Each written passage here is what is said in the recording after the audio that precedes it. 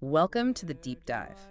So, Ramadan has just wrapped up for many of us. It's such an intense time, spiritually It speaking. really is a period of deep focus. Exactly. And, as we come out of it, there's often this question um, how do we actually keep that momentum going? How do we carry that feeling forward? That's the perennial question, isn't it? Hmm. Ramadan gives us this powerful spiritual reset, but making those changes stick, Yeah. that's the challenge. Absolutely. And that's pretty much what we're diving into today. We're looking specifically at the 6 days of Shawwal right after Ramadan and the connection between fasting these days and, actively helping people. A really interesting combination. Yeah, we've been looking through some source material just called Texto Purgado here, but it offers some really deep insights into this time. So our aim is, well, to pull out the key takeaways for you all. Okay, and right off the bat, what seems clear is that these 6 days of Shawwal aren't just sort of tacked on. They feel intentional. That's a good way to put it. The material really stresses that fasting these 6 days is a highly recommended sunnah, a practice of the Prophet Muhammad, peace be upon him. Right. And there's this incredibly powerful hadith, it's Sahih Muslim, that says, whoever fasts the month of Ramadan and then follows it with 6 days of Shawwal, it is as if they have fasted a lifetime. Wow. Okay, a Wow. lifetime. That's a huge statement. Isn't it? It really makes you pause. Yeah, what's behind such an immense reward? Like, what's the deeper layer there? Well, the material we looked at talks about this idea of spiritual continuity, like keeping the flow going. Think of Ramadan as this time where we really worked on discipline, reflection, controlling impulses. Right, intense training almost. Exactly. And Shawwal then acts like a bridge. It helps us ease those practices into our normal routine so they don't just, vanish on Eid morning. That makes a lot of sense. It's about sustaining the momentum. Like, Yeah. if you learn something intensely, you need that follow-up practice, even if it's less intense, to really make it stick. Yeah. So these 6 days help solidify those habits of maybe mindfulness, devotion, that kind of thing. And there's another angle mentioned too, right? About gratitude. Yes, absolutely. The text highlights that fasting these days is also a way of showing thankfulness. Being grateful to Allah for the blessings of Ramadan itself, for the strength to complete it, for the experience. So it's an act of gratitude, not just feeling thankful, but demonstrating it through continued effort. Precisely. Like saying, I valued that, and I want to stay connected to that feeling, that state. Okay, that adds another layer. Now, the other major piece you mentioned was helping others. The source material digs into that too. Oh, definitely. It emphasizes that helping others, charity, kindness, it's not just like a nice extra, it's core. Yeah, that's fundamental in Islam. The Quran is full of references. It is. And the text brings up a specific verse, Surah Al-Baqarah 261. It uses this amazing image. Oh, the one about the seed. That's the one. Those who spend their wealth for Allah are like a seed that grows 7 ears, and in each ear 100 grains. Allah multiplies for whom He wills. It's such a powerful visual for multiplication, isn't it? The sheer potential return on generosity. It really is. It suggests the impact of giving when done right is just exponential, way beyond what we might see immediately. And it underscores Allah's immense generosity and rewarding giving. It encourages that open-heartedness. And there's another passage mentioned from Surah Al-Insan, verses 8 and 9. It describes people feeding the poor, the orphan, the captive. And doing it purely for Allah's sake, right? Not wanting reward or even thanks. Exactly. That highlights the purity of intention that's supposed to be behind it. It's about spiritual refinement. It's not transactional in a worldly sense. Yeah. It's about the connection with the divine. And beyond the Quran, the Hadith literature reinforces this constantly. The material we looked at includes one from Sahih Muslim. Let me guess. The one about relieving hardship. You got it. If anyone relieves a Muslim from one of the hardships of this worldly life, Allah will relieve him of one of the hardships of the day of resurrection. That's such a direct link.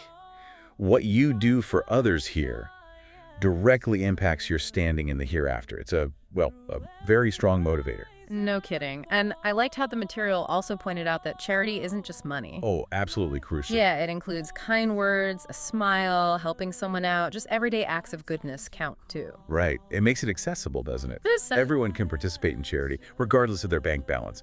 It's about your actions, your attitude. So, okay, we've got these two powerful practices, fasting and Shawwal and helping others. Where the material gets really interesting is how it links them. It seems they, boost each other. Yes, there's a synergy there.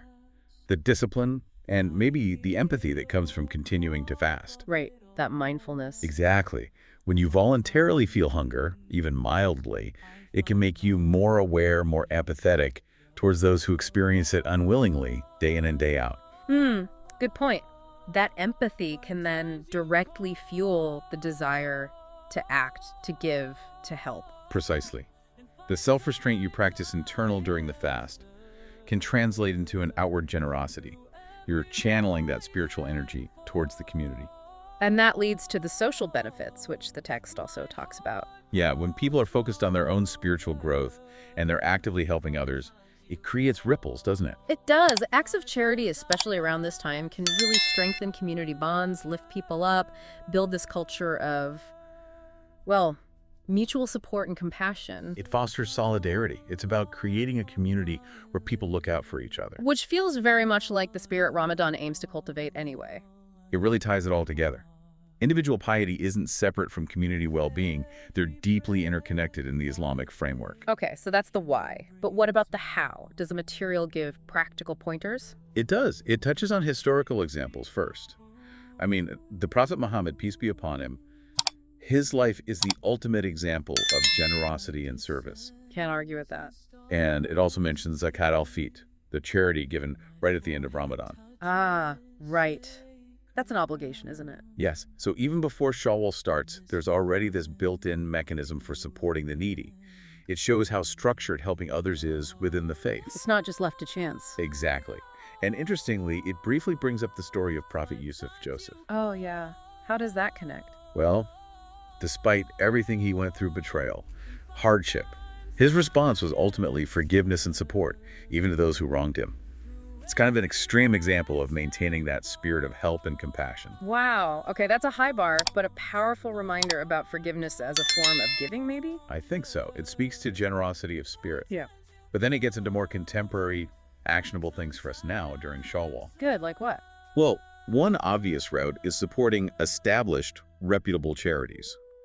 It mentions groups like Islamic Relief or Orphans in Need as examples. Right, organizations that have the infrastructure to deliver aid effectively. It's important to choose wisely, though. Definitely. Do a bit of research, ensure transparency. But it's a key way to channel help. Another way is direct community involvement. Like volunteering. Yeah, local food banks, maybe helping out at the mosque or community center, participating in food drives, maybe educational programs if you have skills to share. Giving your time and effort. That direct interaction can be really powerful too, can it? Building actual connections. For sure. It strengthens the social fabric. And then there are the everyday acts. Back to the small things. Exactly. Sharing a meal, helping a neighbor with something, even just offering encouragement or a kind word. The material stresses not underestimating these. Yeah, those consistent little acts of kindness really build up the community feel. They absolutely do. And one final point it highlights, which ties back to Prophet Yusuf, is promoting forgiveness and reconciliation. Ah, seeing that as a form of charity, that's interesting. It is, isn't it? Actively working to heal rifts and restore harmony in families or the community. That's a huge contribution to collective well-being. Holding grudges drains energy. Reconciliation restores it. That really lands. So wrapping this up, it feels like these 6 days of Shawwal are this really special window. Definitely. A unique opportunity. Yeah, not just to keep our own spiritual batteries charged after Ramadan, but to actively plug into our communities and make a difference. It's about taking that internal focus from Ramadan and turning it outwards, reinforcing those virtues, discipline, empathy, gratitude, through both fasting and service. And the combination seems key. The reward for the fasting is immense, and coupling it with helping others, it just amplifies everything. It strengthens your personal faith, and it strengthens the community. It's that virtuous cycle we talked about. Personal growth fuels community good, and a strong community supports personal growth. So maybe the thought to leave everyone with as they go through Shawwal is something like, how can my small, consistent efforts, maybe fasting some days, maybe just focusing on kindness, how can that ripple outwards? Yeah, how can coupling that personal reflection with practical help for others contribute to something bigger?